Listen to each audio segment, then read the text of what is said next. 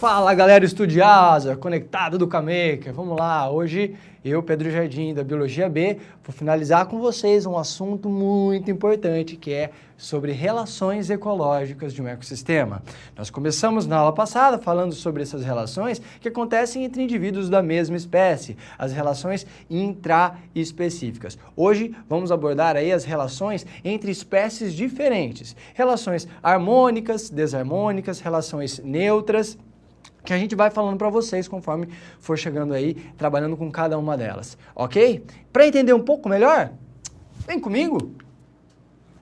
Muito bem, pessoal. Então, essa imagem maravilhosa do interior da floresta amazônica é uma coisa assim inspiradora, né? Você fala, nossa, que coisa linda, floresta amazônica, maravilhosa, blá. Verdade. Tem relações ecológicas que, nossa, professor, deve ter várias, e tem mesmo, você tem razão, tem várias. Agora dá uma olhada aqui, ó, a gente vê várias plantas diferentes entre si, né? Umas árvores mais altas, outras mais baixas, né? Existem estratos, né? Camadas diferentes nessa floresta, né? Aquela mais baixinha, a mediana, a muito alta, enfim. Vocês podem ver aqui que tem espécies diferentes, a nossa floresta tem uma biodiversidade gigantesca. Então, quando você pega aqui e analisa que algumas espécies, né, estão embaixo de outras, elas estão pequenininhas, a gente consegue ver que existe uma certa competição. Competição que é uma relação que nós já trabalhamos antes, falando entre organismos da mesma espécie. Nesse caso, a ideia é a mesma, tá? A competição é a disputa por recursos entre diferentes indivíduos, no caso aqui, indivíduos de espécies diferentes, né, no ambiente. Então aqui, ó, quais são os recursos pelos quais esses vegetais estão competindo? Água, luz, umidade, tudo isso vai interferir no desenvolvimento de cada uma delas. Existem sementes aqui que estão dormentes, esperando que haja uma abertura de clareira para vir mais sol, para ter mais calor, para que aquelas sementes se germinem e se desenvolvam, para que essas plantinhas que estão ali só esperando chegar essa abertura comecem a crescer. Então elas estão competindo entre si. Tá joia? Então, isso é bastante comum a gente ver na natureza, essa competição entre organismos de diferentes espécies. Você num pasto, você tem vários organismos competindo pelos mesmos recursos, né? Às vezes você tem as cabras com os bois, com cavalos, enfim. E nós temos muita competição entre espécies diferentes. Vamos falar de uma outra relação que é o amensalismo. Essa já é um pouco mais fora do nosso circuito comum. Muitos não conhecem essa relação. É o seguinte, pessoal, amensalismo ou antibiose é uma relação que ela é positiva para um dos indivíduos, mas ela é negativa, ela é desarmônica para o outro indivíduo. E aqui a gente está falando de espécies diferentes, tá? Eu coloquei aqui para vocês o exemplo de um meio de cultura. Então, o meio de cultura pode ser uma plaquinha, assim, de vidro, né, com um pouquinho de gelatina, que a gente chama de agar, que tem nutrientes. Aí, aqui, você coloca algumas bactérias, podem ser bactérias que estão no próprio ar, deixa ela ali exposta. Essas bactérias vão se multiplicar, vão pegar, vão se alimentar ali, tá ok? Se por um acaso cair um esporo de um fungo específico, por exemplo, esse fungo, o penicillium, ele cair ali, né, um fungo que está no ar, o esporozinho dele que está ali no ar, cai, esse esporo encontra o nutriente, começa a crescer também e começa a competir, né, por recursos. Mas essa competição vai além, porque ele começa a pegar os recursos daquela gelatinazinha, vai se multiplicando, eles vão se multiplicando e vai crescendo, vai abrindo um halo, né, que é essa estrutura branca que você está vendo, um halo. E aí o que acontece? Você fala, não, professor, isso é competição, então você tem uma bactéria e um fungo competindo por alimento. Seria se esse fungo não estivesse produzindo uma substância que é liberada nesse meio e acaba matando essas bactérias. Então, quando isso acontece, quando existe a produção de uma determinada substância que pode matar ou inibir o desenvolvimento de uma outra espécie, a gente chama isso de amensalismo. Tá joia? Pessoal, essa substância que esse fungo produz é justamente a penicilina, que é uma substância utilizada para matar a bactéria, que é o que a gente usa aí como base de antibióticos. Tá ok?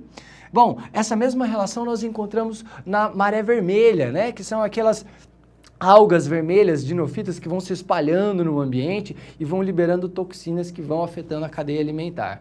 Eu até vou mostrar para vocês mais para frente uma imagem disso. Mas por enquanto, vamos continuar com outros exemplos. Ó, Relações de interações tróficas, interações alimentares entre indivíduos de espécies diferentes. Vou mostrar algumas para vocês aqui, tá? Ou seja, interação trófica, a gente sabe que é uma interação de alimentação. Essa é uma relação importantíssima na natureza, na qual um animal, ele obtém biomassa de um outro para fazer aí a cadeia alimentar, né? Para pegar aqueles nutrientes e crescer e se desenvolver e passar esses nutrientes na cadeia alimentar. Então, a herbivoria é quando um animal, por exemplo, uma lagarta, a cabecinha dela aqui, ó, tá comendo a folha, se alimentando de um vegetal. Nós, quando nos alimentamos de sementes, de raízes, de caules, também estamos praticando herbivoria, tá ok? Quando a gente come ali um arroz, um feijão, isso é um exemplo de herbivoria, ok?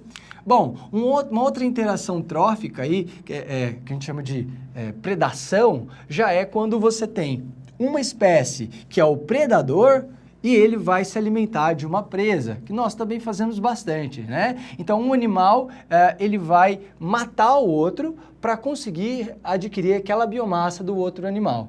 Tá joia? A diferença aqui é que antes a gente comia, na herbivoria se alimenta, uma espécie se alimenta do vegetal e aqui se alimenta de um outro animal, tá joia? O animal que caça é o predador e o animal que é caçado é a presa. Por exemplo, os peixes que são a presa desse urso branco, que é o predador. Uma outra interação trófica, uma interação alimentar, a gente chama de parasitismo. Essa é muito comum. Tem dois tipos de parasitismo aí. Existe o parasitismo que acontece dentro do organismo e o que acontece para fora do organismo. Agora, você fala, professor, mas o que é esse parasitismo? Pessoal, parasitismo é quando uma espécie de animal, que a gente chama de parasita, ele vai se associar a uma outra espécie e vai tirar recursos dela, debilitando-a. Tá joia? Aí você fala, mas não é a mesma ideia da presa, do predador? Não, a presa, ela vai lá, ela tá no ambiente e o predador chega e come, mata a presa, ok? Aqui não. Nós temos que o parasita, ele não vai necessariamente matar um hospedeiro. Tá? Ele vai debilitar o hospedeiro, vai ficar tirando recurso dele. Por exemplo, ó, vírus, bactérias, alguns protozoários e alguns vermes que ficam dentro do nosso corpo, a gente chama de endoparasitas. Esse aqui é o Trypanosoma cruzi, causador da doença de Chagas, que fica no sangue da pessoa. Ele está dentro da pessoa, ele é um endoparasita, ok? Ele fica tirando nutriente, pode vir a matar a pessoa? Pode vir, né? Mas esse não é o objetivo de um parasita. Esse é um ectoparasita, que é um carrapato que fica puxando sangue na nossa pele, né? E aí, então, ele não vai também matar uma pessoa, mas ele pode debilitar ali e também causar uma doençazinha. Mas aí é um outro problema, tá? O ectoparasita, então, ele fica fora da pele. É muito comum a gente ver alguns insetos, alguns vermes. A gente viu a lampreia, né, em algumas aulas atrás, que ela também é um parasita. Ok. Outro exemplo aqui de interação trófica é o esclavagismo. O esclavagismo é o seguinte, pessoal. Você tem uma espécie diferente de outra, né, escravizando uma espécie qualquer para obter recurso dela. Nessa imagem, eu tirei uma foto aqui, não sei se vocês conseguem ver bem, mas tem aqui várias formigas, né, e algumas cigarrinhas aqui, ó, e pulgões. Então, o que está acontecendo? Esses pulgões, essas cigarrinhas, eles ficam tirando a seiva da planta. E aí, chega um momento em que ele pegou tanto recurso da planta que ele faz cocô. E nesse cocô sai um excesso de glicose. Essa glicose é capturada aí, é utilizada pelas formigas. Você fala, professor, mas isso não é uma relação ruim. Não seria se as formigas estivessem simplesmente aproveitando disso, né? Mas não, elas escravizam esses insetos. Então, o que acontece é o seguinte, depois que elas tiram todo o nutriente dessa planta aqui, ó, as formigas até cortam esse vegetal, levam o vegetal com os insetos para outro lugar, para que eles peguem mais nutrientes de outra planta, e aí elas vão ficar pegando ali o excesso da glicose que é liberado pela cigarrinha e pelo pulgão. Tá joia? Então ela está escravizando esse bicho, ela não deixa ele sair daí. Tá? Essa é uma relação que é boa para a formiga, mas é ruim para as outras espécies ali de insetos, tá ok? Isso é esclavagismo. Agora vamos para as relações aí muito trabalhadas no vestibular, uma delas se chama mutualismo, essa relação ela é boa, ela é positiva, é uma relação harmônica para as duas espécies e ela é obrigatória. Então, já é obrigatória, olha só. Então, assim, é quando duas espécies diferentes ajudam uma a outra obrigatoriamente. Se elas viverem separadas, elas vão ter problemas para se desenvolver. Por exemplo, ó, os cupins, eles têm dentro deles esses protozoáriozinhos. Esse protozoário consegue digerir a celulose da madeira e liberando glicose para esse animal ficar vivo. Enquanto isso, eles ficam protegidinhos dentro do cupim. É assim que o cupim consegue se alimentar de madeira. Micorriza. Micorriza são fungos que se associam com raízes de plantas. Eles pegam a glicose da planta e se ramificam muito no ambiente, absorvendo uma série de nutrientes que a planta não daria conta de absorver, porque a raiz dela não chega tão distante. E as micorrizas, elas já fazem esse aumento, então, da área de absorção dos nutrientes, tá? São cílios postiços aí no caso. Muito bem, aqui tem uma interação, a gente chama isso aqui de LI, que é uma interação de fungos e algas, ou cianobactérias e fungos que ficam dispersos no ar. Eles vão se desenvolvendo um com o outro. A alga faz fotossíntese, né, dando glicose aí para o fungo, que se alastra e aumenta a superfície de contato para dar água para essa alga para fazer fotossíntese e se desenvolver, tá joia? Todas as relações aí de mutualismo. Uma relação aí que é muito semelhante, que seria como se fosse um mutualismo, só que não é obrigatória, é a protocooperação. Em alguns casos, ele é até chamado de mutualismo facultativo. Por quê? Porque é quando um animal, dois animais de espécies diferentes, eles se beneficiam um do outro, mas se não houver a presença daquele outro animal ali, ele continua vivo. Por exemplo, né, ó, as aves comendo os carrapatos que ficam aqui no boi. Tá tirando aquele carrapato, que é um parasita, né, tá ajudando o boi, né, ó que beleza, né, então tá ajudando o boi e ele também tá se ajudando, porque ele tá se alimentando, tá? Então é bom pra ave que se alimenta, é bom pro boi que fica sem o parasita. Esse paguro aqui, que é um caranguejo que não tem aquela carapaça tão rígida, ele pega algumas anêmonas que ele encontra e ele encontra algumas conchas, né? Ele pega essa concha, põe em cima dele, põe essas anêmonas em cima da concha e se protege. A hora que vem um predador, ele vai lá e, né, esfrega a anêmona no predador, se protegendo e dando alimento para essa anêmona, ok? Então, relação positiva para ambos. Nesses gráficos, a gente pode ver justamente essa interação. Ó. Quando duas espécies, a espécie A e a espécie B, elas estão separadas, ao longo do tempo, ó, a população vai aumentando, elas vão, né, se alimentando, adquirindo nutrientes, elas vivem bem. Ótimo. Mas se por um acaso elas se associarem, as duas populações ficarem juntas, olha só como aumenta a população das duas. Então as duas são beneficiadas quando elas estão juntas, ok? É obrigatório? Não, não é, porque sozinhas elas também vivem bem. Joia? Agora, essa relação, ela é positiva para um indivíduo para o outro, é indiferente. É o que a gente chama de comensalismo.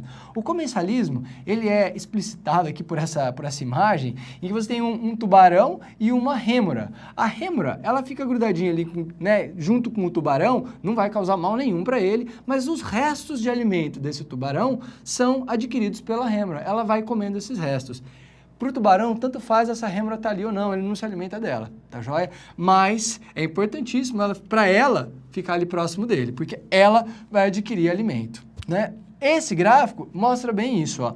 No caso, essa espécie B, ela está ali no ambiente se desenvolvendo muito bem. Seria o tubarão. Aí você tem aqui a rêmora, ó, uma espécie que é a espécie A, ela vai se desenvolver pouco no ambiente e tal, se ela não estiver junto com o tubarão. Mas se ela estiver junto, dá uma olhada nesse gráfico, olha o que acontece aqui com a espécie A, ó. Ela consegue muito mais alimento, ela se beneficiou, tá bom? E vai fazer mal algum para o tubarão? Não. Vai fazer bem? Também não vai fazer nada de bem, mesma quantidade de indivíduos, tá joia? Então ele é indiferente para o tubarão. Bom, nesse exemplo a gente tem aqui um inquilinismo, que é uma relação bem específica de comensalismo, tá? No caso, nesse inquilinismo, nós vamos ter aqui uma ideia de que um indivíduo, né, ele vai ser o inquilino daquele ambiente. Então, quando você pega, por exemplo, a relação, né, desse peixe-palhaço com essas anêmonas, você vê que ele é o quê? Ó?